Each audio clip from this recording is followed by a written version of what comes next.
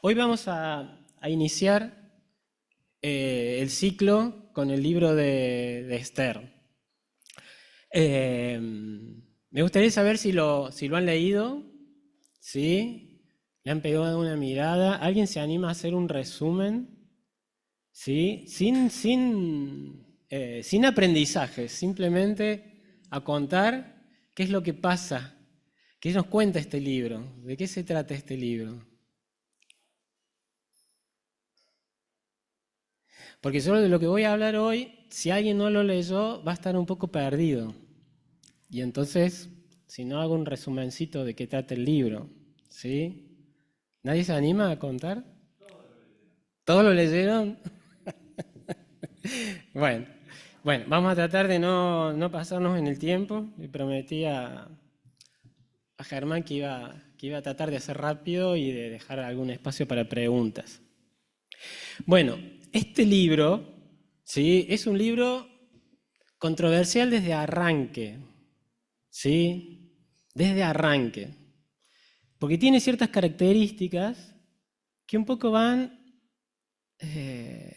como que parecería a primer vuelo, a primera mirada, que no están muy emparentados con el resto de los libros de la Biblia, ¿sí? Y sobre eso se ha hablado bastante, se ha discutido bastante. Hubo teólogos y pensadores en diferentes tiempos de la historia de la humanidad y la historia del cristianismo y la historia de la iglesia que lo veían de diferentes maneras, ¿sí? Han visto este libro de maneras diferentes. Por ejemplo, Calvino y Lutero nunca hicieron un comentario de este libro. Nunca lo tomaron en cuenta en sus sermones ni en sus análisis.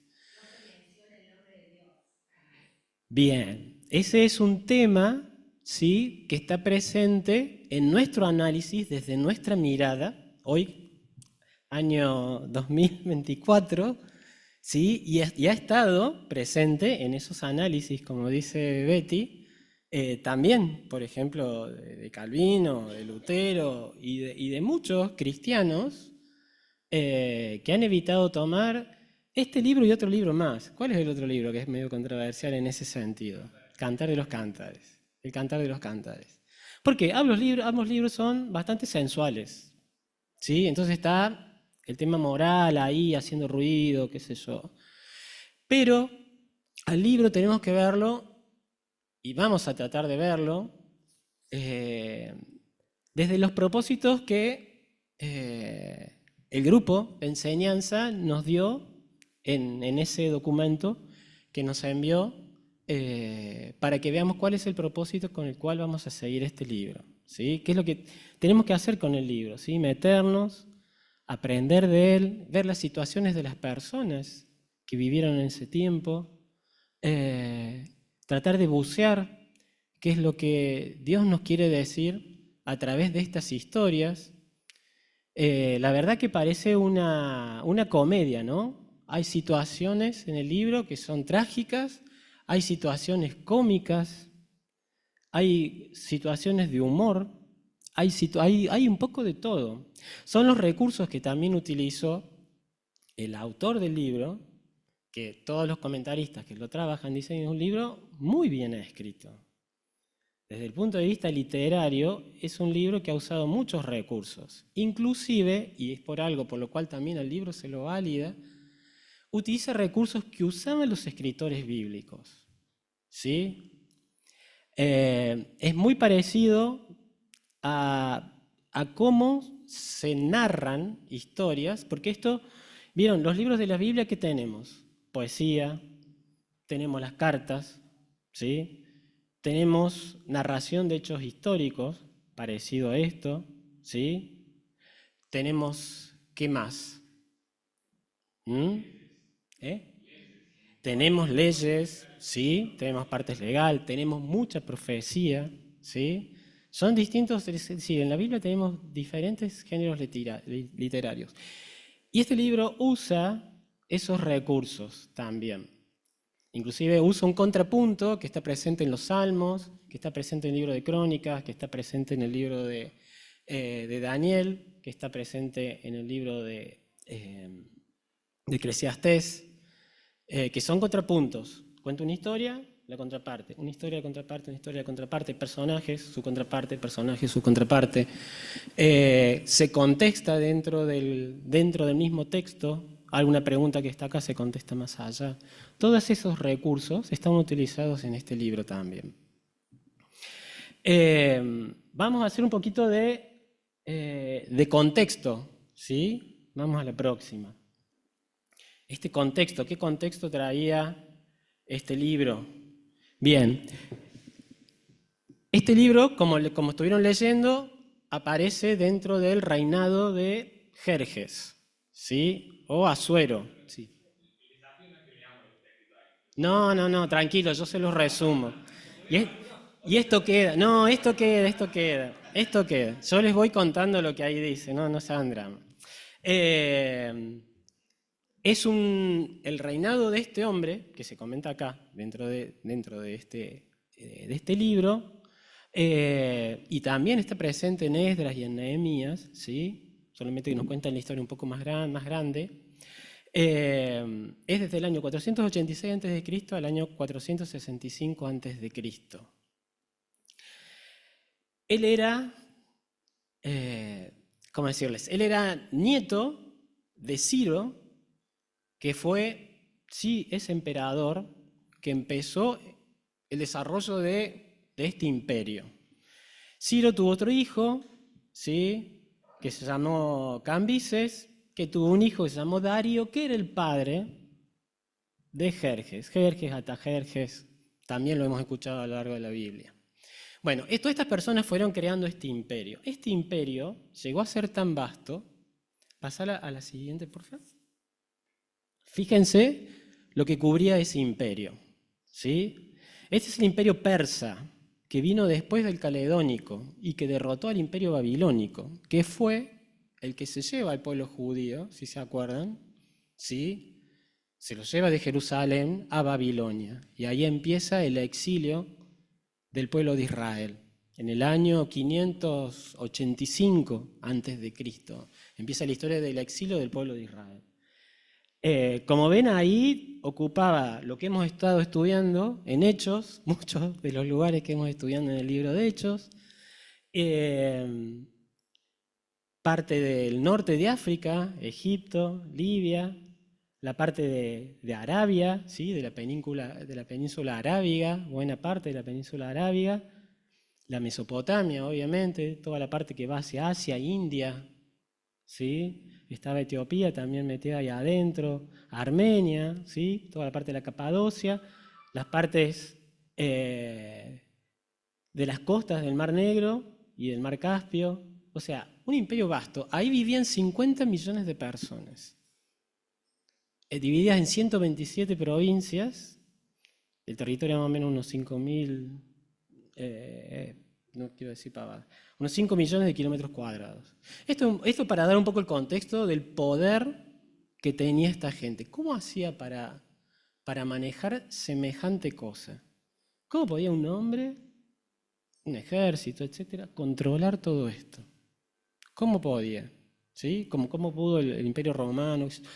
Todo a fuerza de un poder bélico, obviamente, ¿sí? Y de tratados y de convenios. Vamos a la siguiente.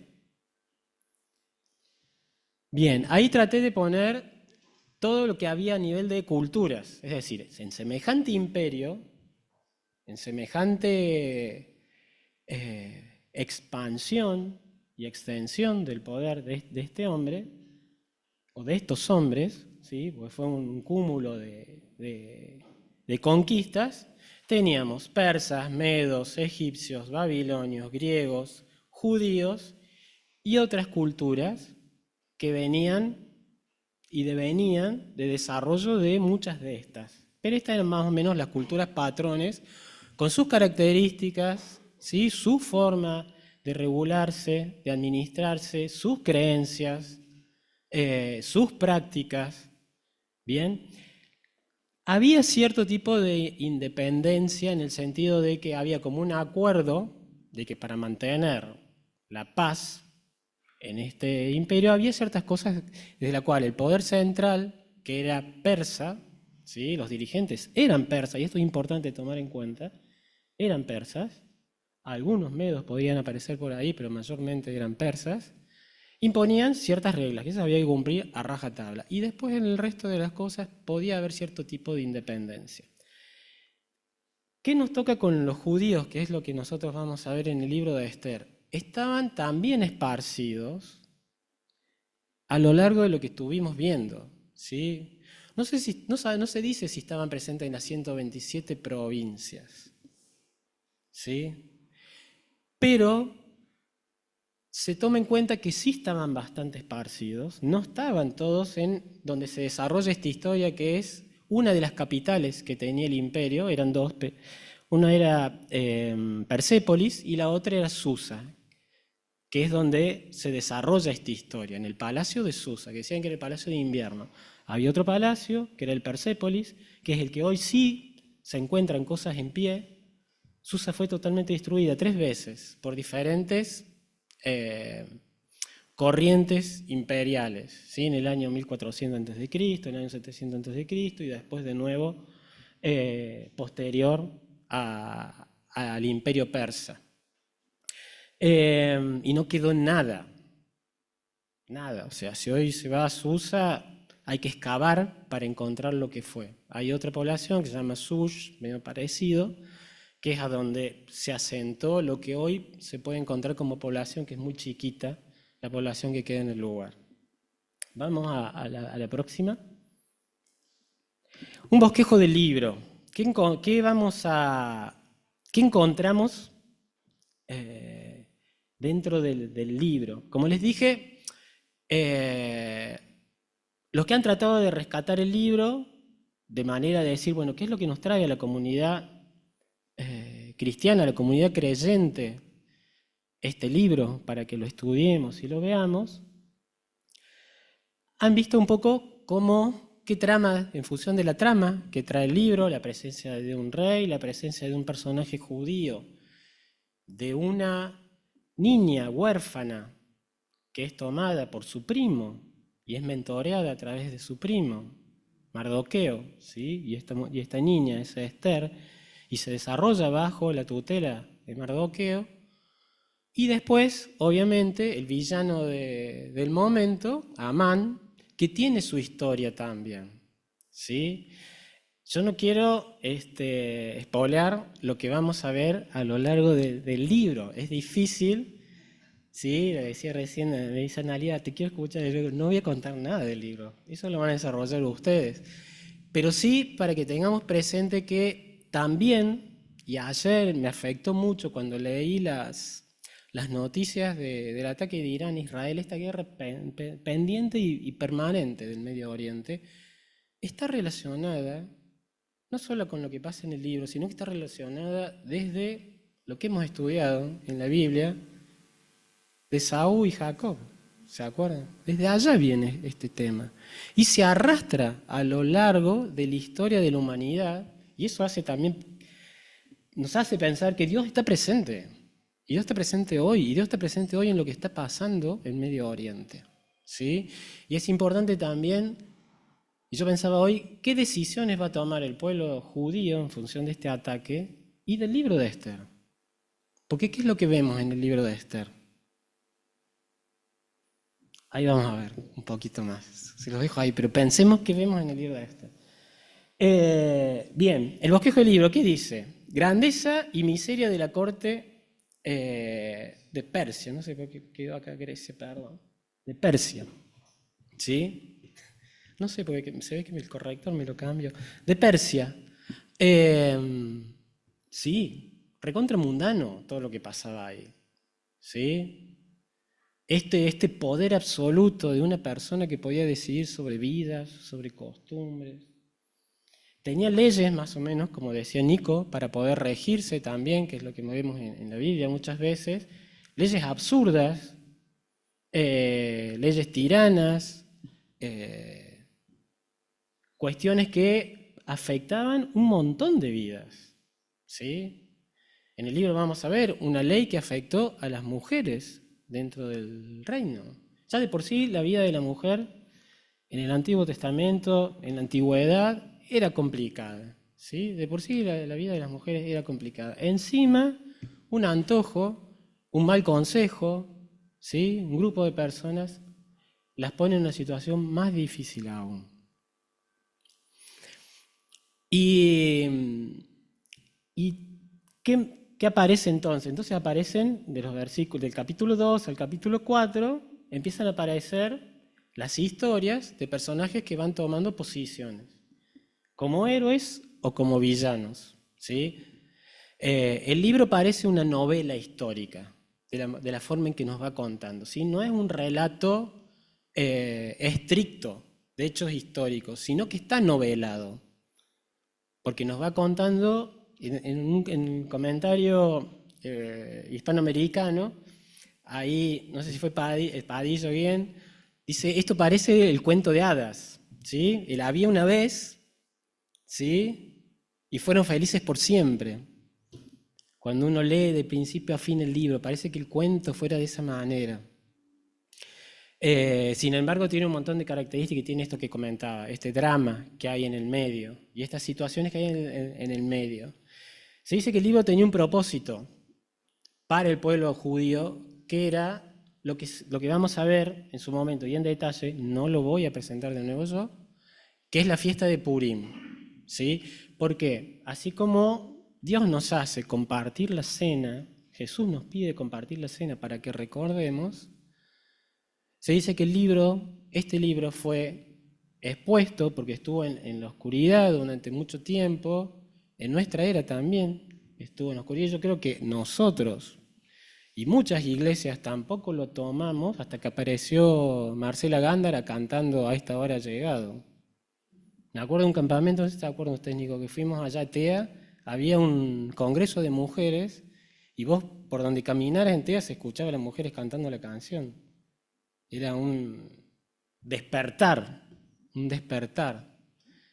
a través de lo que inspiraba Esther. ¿Qué pasa después? Hay una instancia, un quiebre, esto que comentaba yo, que hay una parte del libro que viene narrando una historia y parece que el desenlace va a ir por un lado.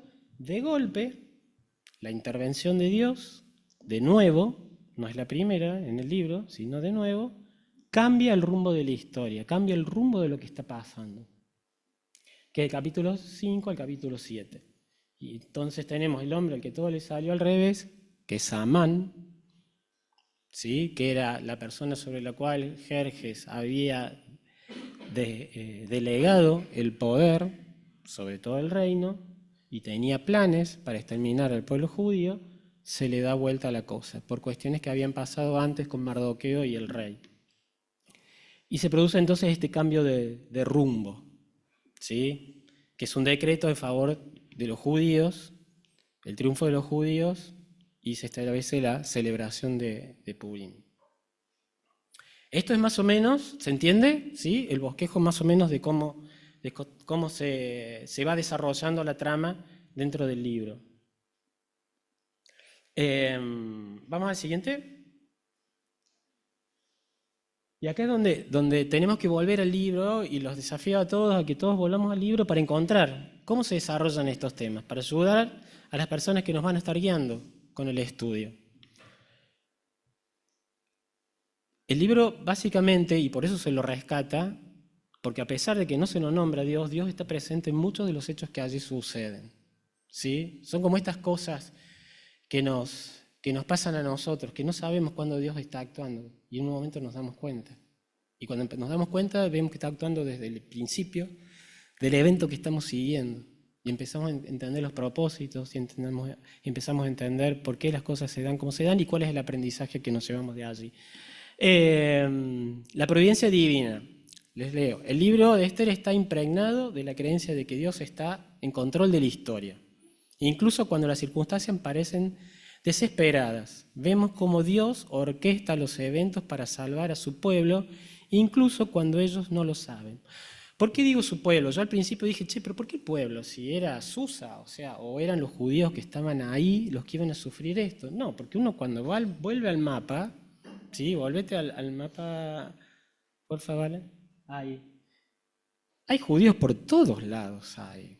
No eran los que estaban en Susa o en Persépolis. ¿Ven dónde está Susa? Acá al final del caminito rojo hay un puntito. ¿Cómo? No, están dispersos en todos esos lugares, ¿sí? En todos esos lugares, porque la diáspora judía, hubo dos. Una fue en la conquista caledónica en el año 743 a.C., ¿sí? De época de Abacú, que Abacú dice, che, Señor, no te estás dando cuenta, se nos vienen y no estás haciendo nada. Y el Señor dice, si estoy haciendo, ellos vienen porque yo los estoy dejando venir. Y les va a pasar a esto a ustedes porque ustedes no han cuidado a mi pueblo. Se lo dice primero los sacerdotes, se lo dice a Habacuc como profeta. ¿Qué han hecho ustedes? Bueno, ahí, en ese momento, las 10 tribus del norte son dispersadas y nunca más se sabe de ellas. Y en el año 585 a.C. es el imperio babilónico el que invade Jerusalén y se lleva las riquezas, las cosas del templo, todo lo que hemos estudiado, y se lo llevan a Babilonia. Y es la tribu de Judá y de Israel, de las cuales sí la Biblia continúa narrándonos su historia. De las otras 10 tribus, ¿sí? No sabemos nada, pero de Benjamín sí sabemos lo que siguió pasando. De esa tribu sí tenemos registros e historia. Entonces, de lo que fue alguna vez el pueblo judío, estaba disperso por todo esto, por esas dos invasiones. Bien, ¿qué tenemos acá presentes? Fe y valentía, ¿sí? Si bien de la manera en que se desarrolla dentro del libro es como que es medio especulativo, algunos temas como que nosotros nos movilizan la parte de justamente de cómo era la corte, de cómo se vivía en la corte, que decimos, y esto no va, o sea, esto moralmente es inaceptable, esto, un montón de cosas que nos hacen un poco de ruido, pero es la manera en que se vivía, es la manera en que un pueblo que había sido removido de su lugar hacía 100 años, ¿sí? 90 años, por lo menos, 100 años, o más de 100 años, porque la historia de Esther empieza en el año 483 a.C. Ya habían pasado 3 años del gobierno de Jerjes, cuando Esther entra en presencia. Y Esther reemplaza a otra reina que había antes, que es Vasti. Una mujer que también, y no quiero spoiler, tiene su participación, ¿sí? Seguimos. La importancia de la comunidad. ¿Por qué? Vieron que en una parte, ahí Esther, cuando toma conciencia de su posición, de lo que puede ser, pide ayuda a la comunidad y pide que ayunen por 3 días, por esto que iba a pasar en adelante, ¿sí? Y la comunidad ora y ayuna para poder salir de la situación a la cual un edicto del rey, firmado en realidad de Amán, el edicto fue de él tenía el anillo del sello, por lo tanto él lo firmaba, etc. Y el rey le había delegado el poder, iban por el exterminio del pueblo judío en el imperio. La justicia social, ¿por qué? Porque en el libro de Esther lo que apela no es solamente por los judíos, sino que a través de esto, de tratar de salvar al pueblo judío, también hace presente en la corte todos los pueblos que estaban presentes y cómo debían tratarse a los pueblos. Gracias. Y obviamente nos desafía a nosotros, ¿no? En esto que dice allí, el libro nos llama a luchar por la justicia y a defender a los oprimidos, a las minorías, etc. Vamos a la próxima, ¿vale? Bien. Dale, así vamos. Los personajes, entonces, principales, porque hay muchos personajes, y existe esta contrapartida que yo les decía, ¿no? Acá justamente lo separé como bloques, como lo trabaja el libro.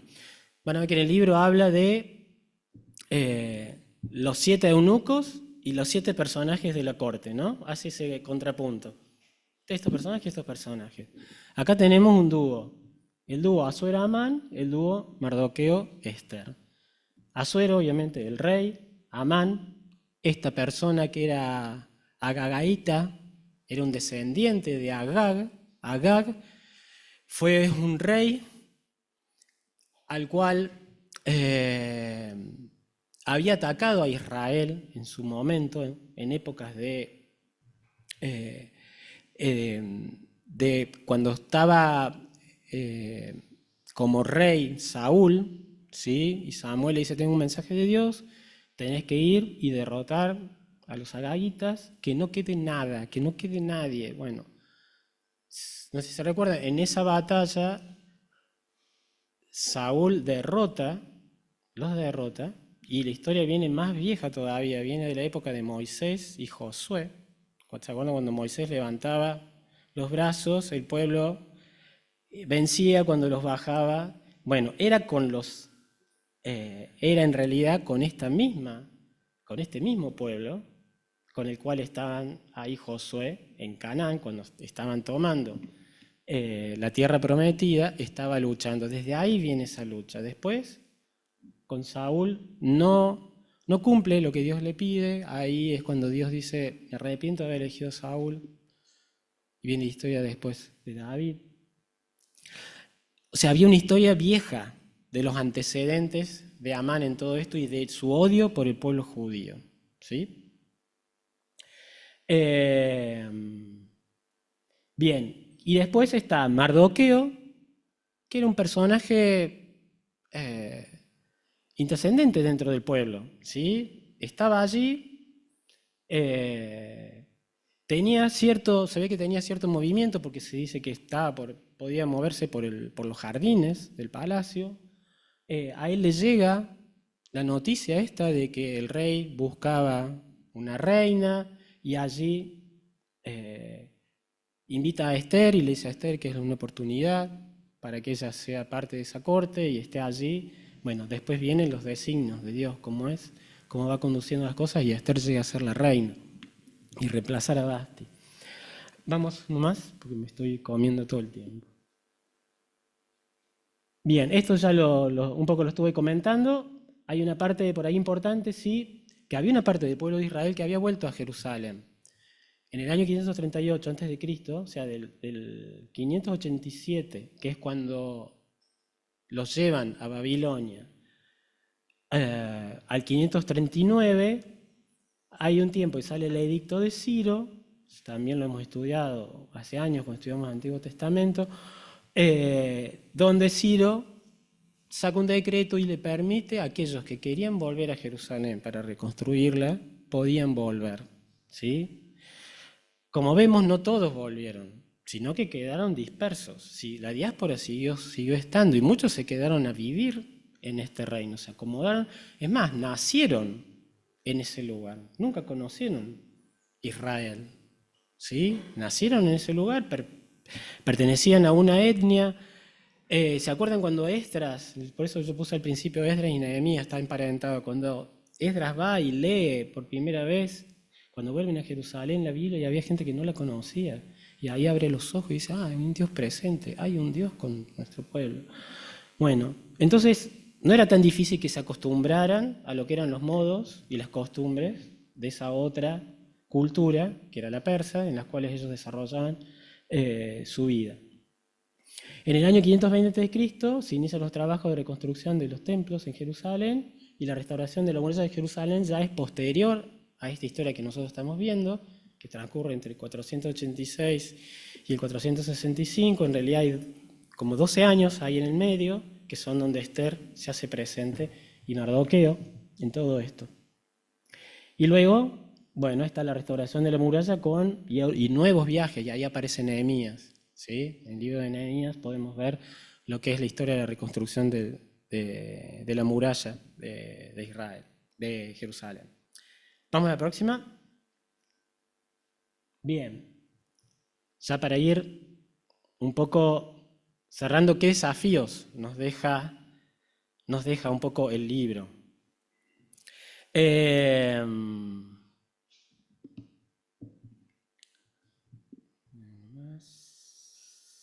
ya vamos terminando. En cuanto a la providencia divina, nos deja esto que a pesar de las circunstancias difíciles, y eso les decía al principio cuando hablaba de qué estará pensando ese consejo de guerra hoy en Jerusalén. ¿Sí? ¿Qué estará pensando? ¿Estarán poniendo las vidas en manos de Dios o estará decidiendo ambiciones? ¿Estarán decidiendo corrientes armamentistas? ¿Estarán decidiendo tantas cosas, no? Y cuestiones que son cuestiones que nos rodean a nosotros, no somos ajenos a eso. Nos pasa acá, nos pasa también acá. Si bien pensamos esto, aquello está tan lejos, pero que está emparentado con la historia, nos pasa acá, con cosas por ahí más cotidianas, más cercanas. Y la pregunta es, ¿podemos tener la certeza de que Dios está en control y obra para nuestro bien en eso que nosotros estamos viendo como una amenaza? La fe y la valentía. Pasamos por experiencias dolorosas que son permitidas por el Señor muchas veces. Esas experiencias han resultado en bendición para nosotros y para otros. Hemos logrado ver esas cosas. El desafío que recibió Esther de Mardoqueo, ¿sí? Cuando le dice, vas a tener que ir al rey y decirle. Vas a tener que ir al rey y decirle. ¿Sí? Después ella arma una estrategia de cómo decirle. Pero le dice, vas a tener que ir y decirle. ¿Podemos llevarlo a alguien en particular? Ese desafío que nosotros estamos pensando en alguna persona que también, de nuestro entorno, necesita hacer ese clic que tuvo que hacer Esther para entender por qué estaba ahí y para qué había llegado, para qué era reina. ¿Somos capaces de atravesarlo por nosotros mismos a ese desafío? Importancia de la comunidad. En medio de la adversidad, la comunidad judía se une en oración y ayuno buscando la intervención divina. Su solidaridad y apoyo mutuo son esenciales para enfrentar la amenaza que se cierne sobre ellos y sobre nosotros, nuestra comunidad. ¿Sí? Le damos la cabida, el peso, la importancia. La justicia social. En la resistencia al abuso de poder se puede percibir desesperanza o reconocimiento del poder soberano de Dios. ¿Cómo se pone en evidencia? Es nuestro deber luchar por la justicia y defender a los más vulnerables. Es algo que también el libro nos va a dejar pensando cuando lo vayamos desarrollando. Y la final, para ir pensando, hay un montón de cosas que no dije, ¿eh? Y los que han leído los comentarios lo pueden apuntar. Pero bueno, quedan ahí, ¿sí? Para que lo trabajemos a lo largo del libro, si no, no dan los tiempos. Pero sí me charlaba el otro día con Germán y con Analía esta primera pregunta. ¿Tenemos historias en nuestra iglesia para recordar cómo ha sido la providencia del Señor para con ella? Qué poca memoria que tenemos. ¿Y cuánto nos hace falta recordarla? ¿Sí? ¿Cuánto hace que no escribimos en las actas? Hechos, bautismos, conversiones, situaciones donde hemos hecho ayuno y oración por una situación particular de una familia, de una situación, de un montón de cosas, ¿no?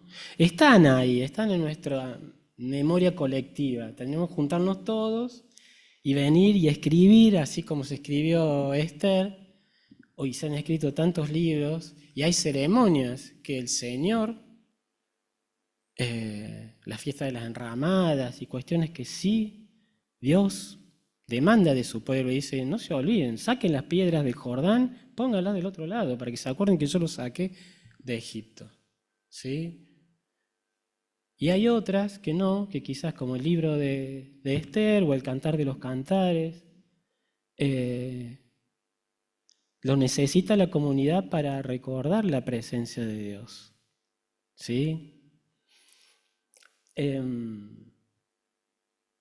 Y nosotros como iglesia, me parece que a veces sí necesitamos recordar esos lugares donde Dios nos ha acompañado y no los tenemos tan presentes, porque fue hace 10 años, fue hace 15, fue hace 65.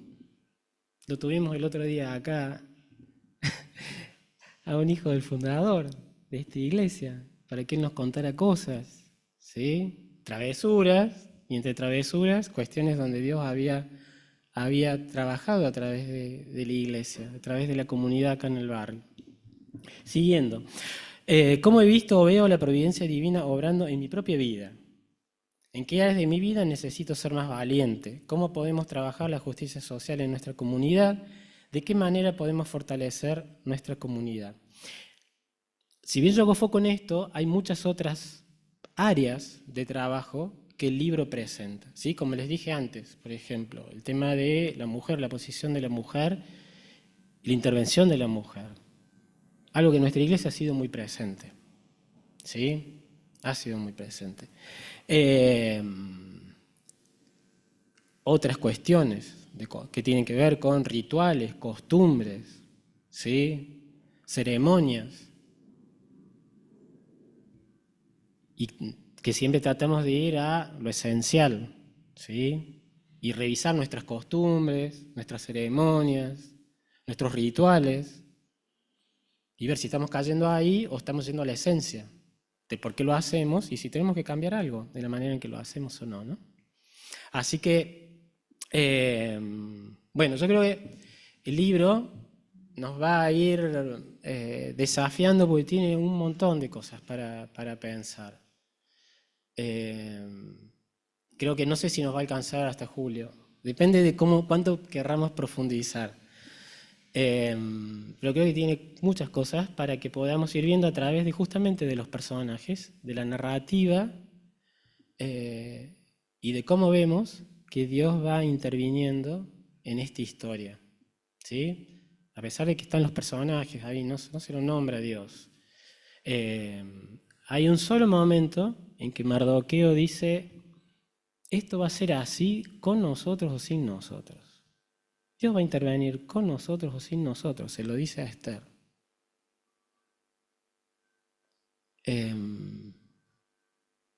Esto va a pasar, lo hagamos nosotros o no lo hagamos nosotros, lo está dando como implícito. También se habla de que Dios no está en defensa un poco de por qué Dios no aparece acá y muchas cosas, y las referencias históricas, por ahí no se sabe si son ficticias o son noveladas o son reales, es que no era fácil hablar del pueblo judío bajo la presión de un gobierno, ¿sí? De un imperio persa. No era simple expresarse como tal, no era simple expresar tu religión, no era simple expresar los hechos que la misma población veía donde Dios estaba interviniendo y nombrar a Dios, mucho menos. Este libro supone que está escrito 100 años después de la narración de esta historia, de este tiempo, ¿sí? Justamente para que el pueblo judío no se olvide por qué celebra Purim, y si no lo celebraba, por qué lo debía celebrar, ¿sí? Que es la fiesta que se establece porque ellos son salvados de este exterminio que estaba planteando Amán. Por eso decía que de a poquito, de alguna manera, nos tenemos que ir metiendo en el contexto de los personajes y entender lo que vivían los personajes y por qué lo viven de la manera en que lo viven, ¿sí? ¿Por qué el rey tenía esa omnipotencia, era caprichoso, era violento, era borracho, era un montón de cosas, ¿sí? Sin embargo, se habla de que en su periodo fue el apogeo del reino en el año 480 a.C., y el tipo se sentía que estaba tan bien, tan loco, que quiere conquistar lo que nadie pudo, que es ir contra los griegos, y pierde en 2 batallas en Grecia, y arma estos banquetes diciendo, bueno, a pesar de que perdí en esas batallas, llevé 200.000 hombres y las perdí, no pude conquistar a los griegos, la opulencia de mi imperio es todo esto, y por eso hago una fiesta de 180 días, y hago una fiesta de 7 días, y hago lo que quiero con quien quiera, ¿sí? Eso estaba presente, era parte, su tatarabuelo había conquistado, su abuelo conquistó toda la parte de África, su papá toda la parte de Asia, de India, para este lado. Y él también fue adicionando más cosas hacia la península arábiga. O sea, él también era un guerrero importante. Capaz que no ya tanto en los días que estamos viendo, pero sí Había tenido los primeros años de su gobierno, había hecho grandes conquistas. Listo, ya me voy, estamos en 12 y 11. Hasta acá llegamos. ¿Se entiende más o menos? ¿Sí? ¿Sí? ¿Queda? ¿Les queda el picando ahí para investigar un poco más este libro? ¿Sí? Para que lo trabajemos.